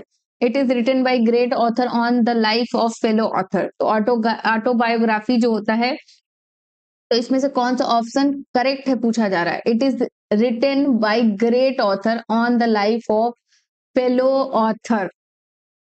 तो ये तो बायोग्राफी होता है, जब आप किसी दूसरे की बायो लिखते हैं चीजें तो वो बायोग्राफी में आ जाती हैं। ठीक है, it is written by scholar on the life of fellow scholar, ये भी उसी में आता है बायोग्राफी में। It is a memoir, memoir तो ये नहीं होता है। मेमोयर एक कोई स्पेसिफिक याद होती है, यानी कि आप ट्रेन से जा रहे थे, आपका किसी व्यक्ति से मिले, उसके साथ आपका कुछ घटना हुई, तो वो आपका मेमोयर हो गया, है ना। बायोग्राफी पूरा जन्म से लेकर मृत्यु तक का रिकॉर्ड होता है। डी ऑप्शन जो है, the first fully developed autobiography is all the most influential the confessions of saint Augustine written in 4th century. तो ये हमारा सही हो जाएगा डी ऑप्शन। 68 नंबर का क्वेश्चन है, which of the following work is not written by John Milton. इनमें से कौन सा वर्क है जो जॉन मिल्टन ने नहीं किया? Ode on morning of Christ nativity, ये लिखा है जॉन मिल्टन ने। On the late massacre in Piedmont, ये भी लिखा है जॉन मिल्टन ने, ये भी लिखा है जॉन मिल्टन ने। On arriving at the age of 23, ये भी लिखा है जॉन मिल्टन ने। द इनर विजन जो वर्क है ये जॉन मिल्टन ने नहीं लिखा। तो ऑप्शन सी जो है हमारा राइट हो जाएगा। इसको किसने लिखा है तो हमें इतना नहीं जानने की जरूरत है, अगर आपको पता है तो आप कमेंट सेक्शन में बताइएगा द इनर विजन जो है ये वर्क किसने लिखा है।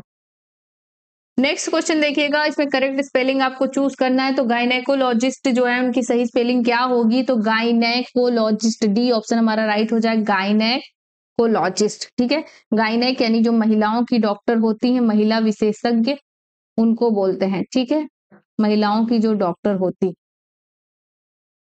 नेक्स्ट क्वेश्चन यहाँ पे देखिएगा, which of the following is not a major characteristic of ballad? Ballad की कौन सी मेजर कैरेक्टरिस्टिक नहीं है? It tells a story often with a musical accompaniment, या फिर it usually deals with a single episode, या फिर यहाँ पे it is comic in nature, the story is told through dialogue and action. तो सही ऑप्शन क्या हो जाएगा? तो हमारे जो ये हैं, it is a tale a story often with a musical accompaniment, तो ये भी अकम्पेनिमेंट, तो ये भी हमारा सही हो जाएगा। उसके बाद it is deal with single episode, ये भी हमारा बैलाड का कैरेक्टरिस्टिक है। और ये आपको डायलॉग एंड एक्शन के फॉर्म में दिखेगा, ये भी हमारा बैलाड का है। बट ये it is comic in nature, तो कॉमिक नहीं होता है, ये कोई हास्यास्पद रचना नहीं होती। तो सी ऑप्शन हमारा राइट हो जाएगा, ये कोई कैरेक्टरिस्टिक नहीं है बैलाड। नेक्स्ट क्वेश्चन यहाँ पे देखिएगा, transform the following sentence into exclamatory sentence. इस सेंटेंस को आपको एक्सक्लामेटरी सेंटेंस में चेंज करना। This story is very beautiful told, यानी कि स्टोरी बहुत अच्छी तरीके से बताई गई है। This story is narrative beautifully, the story is communicated so gracefully, या फिर how beautiful the story is in telling this story, या फिर how beautifully the story is told. तो हमारा डी ऑप्शन यहाँ पे राइट हो जाएगा। ओके,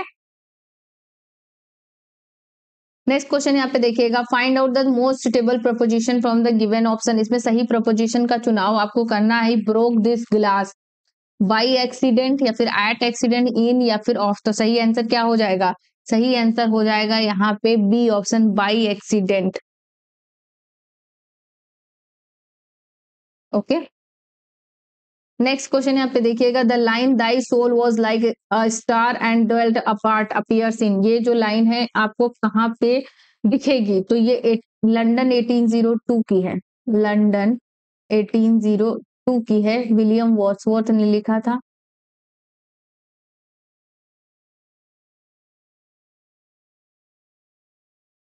किसके लिए? तो ये लिखा था इन्होंने मिल्टन के लिए, चीज ध्यान रखिएगा। तो लंदन 1802, ए ऑप्शन हमारा राइट हो जाएगा। 74 नंबर का क्वेश्चन है, which of the following author has written the lines for fear of which hear this thou age अनबेड।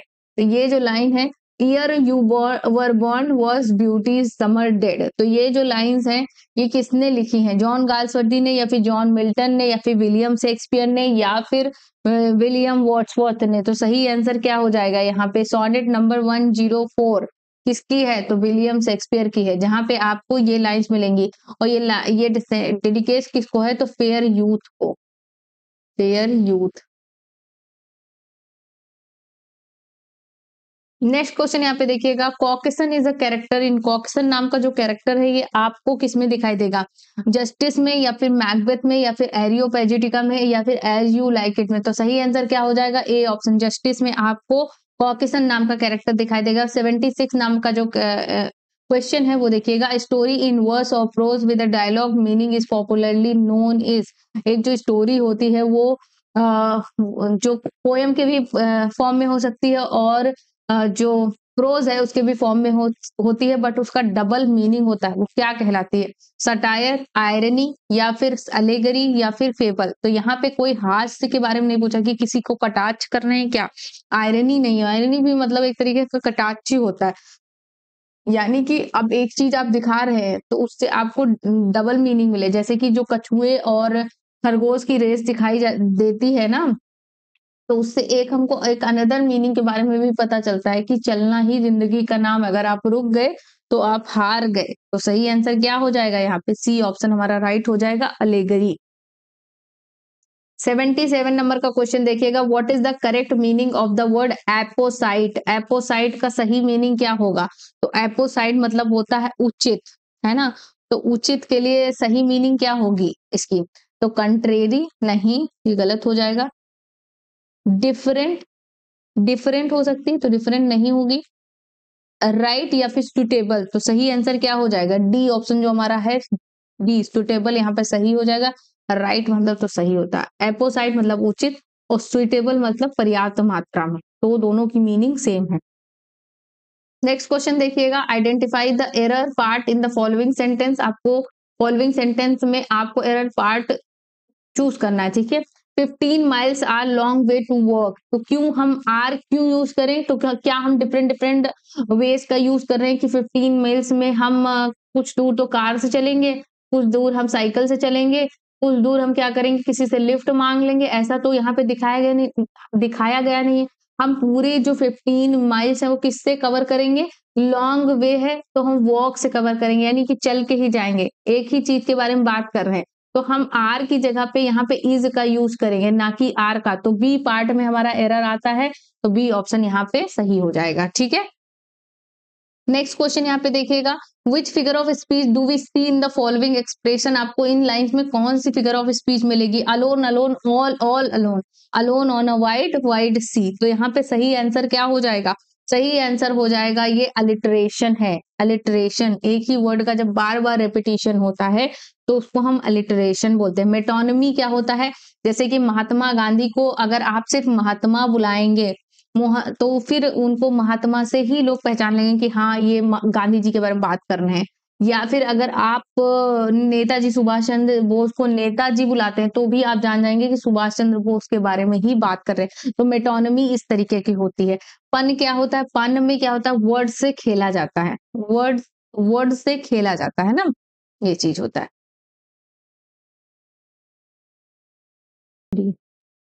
Next question देखिएगा, Falder is character in which of the following plays in John Galsworthy. John Galsworthy के कौन से play में आपको फैल्डर का character मिलेगा, तो ये आपको सिल्वर बॉक्स में, जस्टिस में, या फिर स्ट्राइप में, या लॉयल्टीज में। तो सही आंसर क्या हो जाएगा यहाँ पे, बी ऑप्शन जस्टिस में हो जाएगा, ठीक है, जिसमें इसको जेल हो जाती शायद। 81 का जो कैरेक्टर 81 का जो क्वेश्चन है, out of the given alternative fill in the gaps in the following sentence is a connecting narrative of the author's life with the some stress in introspection। तो ये सही आंसर क्या हो जाएगा यहाँ पे 81 का, 81 में हो जाएगा ऑटोबायोग्राफी, ठीक है। नेक्स्ट क्वेश्चन यहाँ पे देखिएगा, identify the error part in the following sentence. इसमें आपको सही जिसमें एरर है वो दिखाना है। The number of people applying were so large that the college had to stop issuing application form. तो सही आंसर क्या हो जाएगा यहाँ पे, तो हमारा बी ऑप्शन यहाँ पे एरर हो जाएगा, अप्लाइंग वर सो लार्ज, है ना। नेक्स्ट देखिएगा, जो 83 नंबर का क्वेश्चन है उसमें आपको वन वर्ड बताना है, to banish from one's country. जो इंसान अपने देश से निकाला जाता है उसको क्या बोलते हैं, उसको बोलते हैं एक्सपैट्रीसाइड। एक्सपैट्रीसाइड उसको बोलते हैं। एमिग्रेट जो होता है, एमिग्रेट किसको बोलते हैं, तो वो क्या होता है, एक इंसान जो होता है परमानेंटली जब अपने देश को छोड़कर किसी दूसरे देश में रहने चला जाता है, permanently leave on country, to live another country, another country, उसको बोलते हैं एमिग्रेट। और जो रिपैट्रिएट होता है उसको वो किसको बोलते हैं, तो वो बोलते हैं जब किसी इंसान को वापस अपनी कंट्री भेज दिया जाता है, send send somebody back his own country, तो उसको रिपैट्रिएट बोलते हैं। और उसके बाद जो एमिग्रेट होता है, EMI वाला जो एमिग्रेट होता है, तो उसका क्या मतलब होता है, वो होता है कि ये इंसान जाता तो है दूसरी कंट्री में लेकिन परमानेंटली सेटल होने के लिए नहीं जाता है। तो ये चीज हो गया है ना, तो क्लियर हो गया। जब इंसान को अपने देश से बैनिश कर दिया जाता है, निकाल दिया जाता है, तो उसको एक्सपैट्रीसाइड बोलते हैं। IMMIGRATE जो परमानेंटली लीव कर देता है अपनी कंट्री को किसी दूसरी कंट्री में सेटल होने के लिए। एमिग्रेट क्या होता है, परमानेंटली नहीं जाता है, कुछ टाइम के लिए जाता है। रिपैट्रिएट क्या होता है, जब कहीं किसी देश में फंसे हुए लोगों को वापस अपनी कंट्री में भेजा जाता है तो उसको रिपैट्रिएट बोलते हैं। क्लियर। नेक्स्ट क्वेश्चन यहाँ पे देखिएगा, 84 नंबर का क्वेश्चन है, which of the following plays of Shakespeare does not belong to the last phase of career. इनके लास्ट फेज ऑफ करियर से बिलोंग नहीं करता। Much ado about nothing, the tempest, Cymbeline, या फिर द विंटर स्टेट। तो ये तीनों जो है लास्ट फेज से बिलोंग करते हैं, लेकिन मच अडो अबाउट नथिंग जो है ये लास्ट फेज से नहीं बिलोंग कर सकता है, ठीक है। तो ए ऑप्शन हमारा राइट। नेक्स्ट क्वेश्चन यहाँ पे देखिएगा, यहाँ पे सही प्रपोजिशन का आपको यूज करना है। 92 नंबर का जो क्वेश्चन है, we divide the property among several parts, या फिर विद, या फिर ऑफ, या फिर इनटू। तो सही आंसर क्या हो जाएगा यहाँ पे? ऑफ, डी ऑप्शन हमारा राइट हो जाएगा। कुछ क्वेश्चंस को हमने छोड़ा है क्योंकि वो पैसे से रिलेटेड थे, और वो यहाँ पे पीडीएफ में आंसर मेंशन है, वो मैं पीडीएफ दे दूंगी, वहां से देख लीजिएगा आंसर। सो 95 देखिए, जो 95 का जो क्वेश्चन था, ये इसके आंसर्स ही फॉल्स आए थे, तो इसको हम यहाँ पे छोड़ते हैं क्योंकि हमें नहीं पता इसका आंसर क्या है, तो यहाँ पे क्योंकि आंसर्स ही इसके फॉल्स आए हैं, है ना। नेक्स्ट क्वेश्चन यहाँ पे देखिएगा, which work has been called by Shakespeare the first heir of my invention. The first heir of my invention, ये शेक्सपियर ने अपने किस वर्क को बोला है? हीरो एंड लिएंडर को, या फिर द रेप ऑफ द लुक्रेसी को, या वीनस एंड एडनिस को, या फिर द कॉमेडी ऑफ एरर्स को। तो सही आंसर क्या हो जाएगा? सी ऑप्शन राइट हो जाएगा। वीनस एंड एडनिस को विलियम शेक्सपियर ने बोला है the first heir of my invention. Next question यहाँ पे देखिएगा, the character Ophelia and Gertrude appear in Shakespeare play. इस प्ले में ऑफेलिया एंड जर्टूड मिलते हैं, तो ये आपको हैमलेट में मिलेंगे, सबको पता होगा। ऑफेलिया और जर्टूड हैमलेट में आपको मिलते हैं। ऑफेलिया कौन होती है? बिलवेड होती है शेक्सपियर, सॉरी, बिलवेड होती है हैमलेट की, और जर्टूड जो होती है वो मदर होती है हैमलेट की। ठीक है।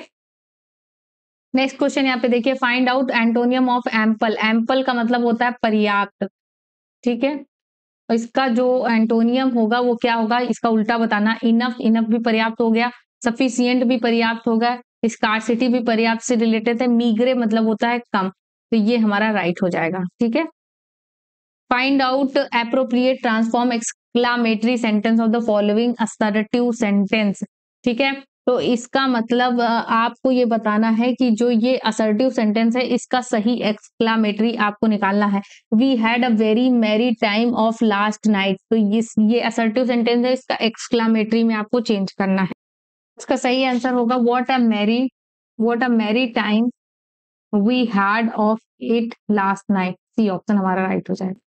नेक्स्ट क्वेश्चन देखिएगा, in the first folio edition of Shakespeare dramas which play was omitted, यानी कौन से प्ले को इंक्लूड नहीं किया गया था 1623 का जो फर्स्ट फोलियो था, जिसको एडिट किया था, जिसको पब्लिश किया था हेनरी कॉन्डेल ने, हेमिंग्स एंड कॉन्डेल ने। ठीक है, तो ये उन्होंने पब्लिश करवाया था, हेमिंग्स एंड कॉन्डेल ने।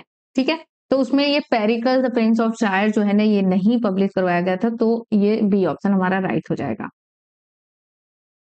Choose one word from the option which describe the phrase most accurately. The art of making fire works, तो ये जो फ्रेज है इसको सही तरीके से कौन डिस्क्राइब कर रहा है? तो न्यूमिस्मैटिक्स नहीं होगा, ठीक है, फायरोमैटिक्स नहीं होगा, सिकाट्रिक्स नहीं होगा, सही आंसर क्या हो जाएगा? पायरोटेक्निक्स। तो ये ए ऑप्शन हमारा राइट हो जाएगा। नेक्स्ट क्वेश्चन यहाँ पे देखिए, mark the part with error, यानी चारों सेंटेंस को आपको पढ़ना है, जिसमें एरर है वो निकालना है। One must grab advantage of opportunities to talk with native speakers if you want to improve one's English। तो यहाँ पे सही ऑप्शन के जिसमें एरर है, तो वो इसमें if you want to improve, तो ये हमारा सही हो जाएगा सी ऑप्शन। तो the meaning of word indignation, indignation का क्या मतलब होता है, इसका क्या मीनिंग होता है? तो सही ऑप्शन क्या हो जाएगा यहाँ पे? इंडिग्नेशन मतलब किस तरीके का जब मानसिक आघात हो लगता है, ठीक है, मानसिक आघात। सही मीनिंग क्या होगा? डिग्निटी, डिस्गस्ट, डाइवर्जन, या फिर डाइवर्जन, या फिर एंगर एंड सरप्राइज। तो डी ऑप्शन हमारा राइट हो जाएगा, एंगर एंड सरप्राइज। नेक्स्ट आपको द करेक्ट स्पेलिंग, इस करेक्ट स्पेलिंग आपको बताना है, फ्लफी, फ्लफी, या फिर फ्लफी, या फिर फ्लफी। तो सही आंसर क्या हो जाएगा यहाँ पे? 104 का सही आंसर हो जाएगा fluffy, fluffy, A option, FLUFFY, fluffy. Next देखिएगा, the great artistic movement renaissance had its full impact on English literature in, यानी कि जो रिनेसा है उसका फुल इम्पैक्ट इंग्लिश लिटरेचर में किस सेंचुरी में हुआ? सही आंसर क्या होगा? 15 सेंचुरी, 16 सेंचुरी, 18 या 19। तो 16 सेंचुरी जो एलिजाबेथन एज है वो मानी जाती है कि रेनेसा का फुल इम्पैक्ट, फुल डेवलपमेंट दिखाई दिया है। ओके, नेक्स्ट क्वेश्चन यहाँ पे देखिएगा, which of the following works is a novelette written by John Galsworthy. इनमें से कौन सा मतलब इस ये वर्क है जो एक नॉवेलेट है, जो कि जॉन गाल्सवर्दी ने लिखा है? द फ्रीलैंड्स, या फिर जॉस जैसुलिन, या फिर यहाँ पे द फोरसाइट सागा, या नन ऑफ द अबव? तो नन ऑफ द अबव हो जाएगा, क्योंकि ये क्या है, ये एक नॉवेलेट क्या होता है? नॉवेलेट एक लघु कथा होती है, यानी एक छोटी सी कहानी होती है। तो ये दोनों, ये सब क्या थे? नॉवेल थे, है ना। नेक्स्ट क्वेश्चन यहाँ पे देखिएगा, what is the grammatical status of the underline word is following sentence. ये जो फॉलोइंग सेंटेंस में ये अंडरलाइन वर्ड अपोलस है, इसका क्या फॉर्म है? ग्रामेटिकल क्या फॉर्म है? नाउन है, एडजेक्टिव है, एडवर्ब है, या वर्ब है? तो सही आंसर क्या हो जाएगा? ये एक नाउन है। नेक्स्ट क्वेश्चन देखिएगा, a dramatic monologue is a type of poem that contains a single speaker talking to himself. नहीं, तो ये गलत हो जाएगा। Several speakers talking on one subject. No, ये भी गलत हो जाएगा। One imaginary speaker talking to an imaginary audience. नहीं, तो ये हमारा सही होगा या नहीं होगा? 108 हम इसको बचा के रखते हैं। 108 में जो हमारा सही आंसर हो जाएगा, तो a single dialogue in the poem, तो वो मोनोलॉग होता है। ड्रामेटिक मोनोलॉग में क्या होता है? एक इमेजिनरी जो ऑडियंस होती है वो आपके सामने होती है। तो सी ऑप्शन हमारा राइट हो जाए। नेक्स्ट क्वेश्चन देखिएगा यहाँ पे, what is the grammatical status of the underline word in the following sentence. इस सेंटेंस में जो अंडरलाइन वर्ड है उसका आपको ग्रामेटिकल फॉर्म आपको बताना है। Everybody joins hand and dances around, तो ये हमारा सही ऑप्शन क्या हो जाएगा? नाउन, एडवर्ब, एडजेक्टिव, या वर्ब? तो डांसेस राउंड, यानी कि everyone joins hand and dances, dances हैं लेकिन डांसेस राउंड, कैसा डांस कर रहे हैं? तो राउंड कर रहे हैं, तो ये एडवर्ब है ना। बी ऑप्शन हमारा राइट हो जाएगा। नेक्स्ट क्वेश्चन यहाँ पे देखिएगा, बट वन थिंग, यहाँ पे आपको इनकरेक्ट बताना है। वन वन 110 नंबर का जो क्वेश्चन है उसमें, but one thing however has not change, you should act like me, if you do not work hard you can not succeed, I will wait here until you come back. ये भी हमारा कोई error नहीं दिख रहा है। If you do not work hard you can not succeed, इसमें भी सही है। You should act like me, ये भी सही है। उसके बाद but one thing however has not change, तो ये नहीं समझ में आ रहा हमको इसमें क्या एरर है। तो ये हमारा एरर हो जाएगा, यानी सेंटेंस में हमको सही नहीं लग रहा है ये, तो इसी में एरर है। ओके, तो ये हमारा सही होगा। अ फेबल इज ऑल्सो कॉल्ड, यानी कि एक फेबल को और क्या बोलते हैं? तो पैराबल, एपोलॉग, या फिर प्रोवर्ब, या फिर एग्जाम्पलम। तो सही आंसर क्या हो जाएगा? उसको एपोलॉग भी बोलते हैं। नेक्स्ट क्वेश्चन यहाँ पे देखिएगा, which of the following statements not correct about biography. Biography से रिलेटेड कौन सा स्टेटमेंट करेक्ट नहीं है? It is the history of particular men's lives, तो ये भी सही है। The name biography now can notes a relatively full account of a particular person, yes ये भी सही है। It involves the attempt to set forth character, temperament and milieu as well as subject, activities and expert experience, तो ये भी सही है। Biography is later day genre and we find biographies in 20th century only, तो ये हमारा गलत हो जाएगा, ये नहीं स्टेटमेंट सही है। ठीक है, अब 113 नंबर का जो क्वेश्चन है वो देखिएगा, which of the following statement is not correct with reference to essay। essay से रिलेटेड कौन सा स्टेटमेंट जो है वो करेक्ट नहीं है? Okay, the essay differ from treatise or dissertation in its lack of pretension to be systematic and complete exposition, तो ये भी हमारा सही हो जाएगा। An essay primarily discusses its subject in non-technical fashion, तो ये भी हमारा सही है। The essay discusses its subject with a liberal use of device as anecdote, striking illustrations and humor to argument is appeal, तो ये भी सही है। The formal essay is relatively personal, तो फॉर्मल जो होता है वो पर्सनल नहीं होता है, वो इम्पर्सनल होता है। वो मतलब किसी ऑफिस वर्क के लिए लिखा जाता है, टीचर्स को लिखा, प्रिंसिपल को लिखा जाता है, डॉक्टर को लिखा जाता है ना, ऑफिसर्स को लिखा जाता है, वो फॉर्मल होता है, वो पर्सनल नहीं होता है। तो डी ऑप्शन यहाँ पे हमारा राइट हो जाता है, जो कि एस्से का स्टेटमेंट करेक्ट नहीं है, करेक्ट नहीं है। ठीक है, नेक्स्ट क्वेश्चन यहाँ पे देखिएगा, which of the following statement about lyric form of poetry is not true. Lyrics related कौन सा जो फॉर्म है वो ट्रू नहीं है, ठीक है। A lyric contains 14 lines. It usually expresses the feeling and thoughts of a single speaker. Yes, the Greek identified the lyric as a song rendered to accompaniment of life. ये भी सही है। A lyric poem may be a brief expression of a mood. तो ये भी सही है। तो यहाँ पे लिरिक कंटेन्स 14 लाइन्स। 14 लाइन्स किसमें होती है? सोनेट में होती है, लिरिक में नहीं होती है ना। तो ये कोई फिक्स नहीं है, तो ये हमारा सही हो जाएगा, जो कि लिरिक्स रिलेटेड नहीं है। The term carpe diem means क्या मतलब होता है इसका? एक तरीके का ये फ्रेज है, तो इसका मतलब होता है hello the day, says the day, या फिर good by the bright day, या फिर सीज द डे। तो इसका मतलब होता है seize the day, B option. Next question देखिएगा, Shakespeare play love labours lost is good example of. Love labour lost जो है ना, किस तरीके का प्ले का एग्जाम्पल है? बताइएगा सही ऑप्शन क्या है इसमें। The comedy of idea, the comedy of manner, या फिर प्रॉब्लम प्ले, या रोमांटिक कॉमेडी। सो सही आंसर क्या हो जाएगा? The comedy of manner. Love labour lost comedy of manner की कैटेगरी में आता है। नेक्स्ट क्वेश्चन देखिएगा, who among the following writers is known for his epigrammatic prose style. Epigrammatic prose style में कौन आता है? तो थॉमस ब्राउन, या फिर डॉक्टर जॉनसन, या एडिसन, या बैकन। तो सही ऑप्शन क्या हो जाएगा? बैकन, जो एपिग्रामेटिक प्रोज के लिए जाने जाते हैं। तो ध्यान रखिएगा, एपिग्रामेटिक प्रोज के लिए जाने जाते हैं। As a dramatic John Galsworthy belong to the, जो एज अ ड्रामेटिक जो है जॉन गाल्सवर्दी किस चीज से बिलोंग करते हैं, ये पूछा जा रहा है। रोमांटिक ट्रेडिशन से, या फिर साइकोलॉजिकल ट्रेडिशन स्कूल से, या फिर realist tradition of Jones and Pinero में, या फिर ट्रेडिशन ऑफ एडवर्ड बॉन। तो सही ऑप्शन क्या हो जाएगा? ये realist tradition of Jones and Pinero से बिलोंग करते हैं, ठीक है।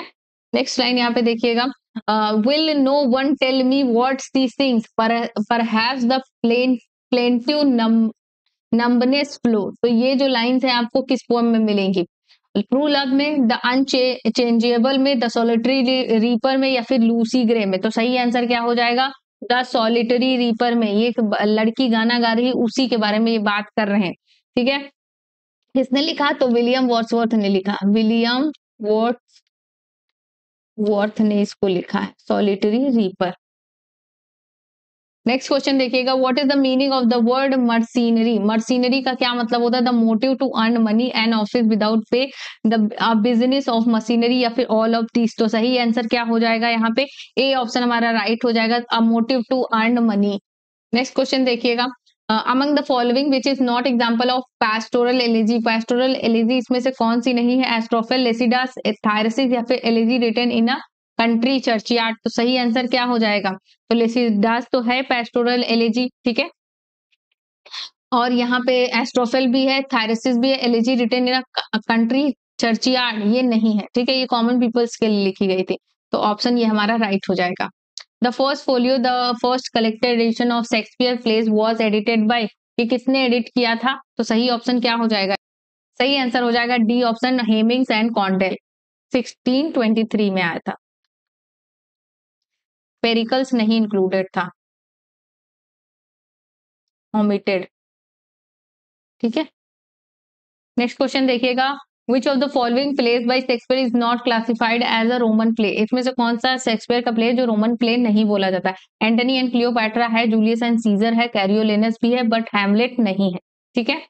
हैमलेट एक रिवेंज ट्रेजेडी है, रिवेंज ट्रेजेडी है। Which figure of speech do we see in the following expression. इसमें से कौन सा आपको फिगर स्पीच मिलेगी? He was a good teacher but a poor student, यानी एक गुड टीचर पुअर स्टूडेंट कैसे हो सकता है? ये एक तरीके की आयरनी है, एंटी क्लाइमैक्स है, या फिर बैथोस है, या फिर एंटीथेसिस है। तो सही आंसर क्या हो जाएगा? एंटीथेसिस, यानी कि दो अलग तरीके के विपरीत विचार एक जगह पर रखे हुए हैं, तो हम उसको एंटीथेसिस के कैटेगरी में रखते हैं। सो नेक्स्ट क्वेश्चन जो है, which of the following statement is correct about memoir. Memoir से रिलेटेड कौन सा स्टेटमेंट करेक्ट है? Memory is another name of autobiography, नहीं ये गलत है। और memory is another name of for biography, नहीं ये भी गलत है। Memory is always episodic and appear in ballad form only, नहीं ये भी गलत है। तो सही ऑप्शन क्या बचता है? In memory the emphasis is not on the author's developing self but on the people and events that the author has known. Okay, तो ये ऑप्शन हमारा ए सही हो जाता है। ये हमारा इंपॉर्टेंट सेशन यहीं पे कंप्लीट होता है। टोटल 125 क्वेश्चन थे, 2021 का ये पेपर था। हमने सारे यहाँ पे क्वेश्चंस को देखा, उनको समझा, और यहाँ पे सिर्फ एक पैसेज को मैंने नहीं किया है, बाकी मैंने सब कुछ यहाँ पे कंप्लीट करवाया है। और ऐसे ही इंपॉर्टेंट सेशन से जुड़ने के लिए अगर चैनल पे नए हैं तो इसको सब्सक्राइब कर लें, ठीक है। आने वाली लेटेस्ट अपडेट के लिए आप टेलीग्राम को ज्वाइन कर सकते हैं और हमारे बेल आइकन को भी प्रेस करेंगे, तब भी आपको नोटिफिकेशन मिल जाएगी। ऐसे ही सारे जितने भी प्रीवियस ईयर हुए हैं यूपीटीजीटी के, वो सारे मैं कंप्लीट करवा दूंगी।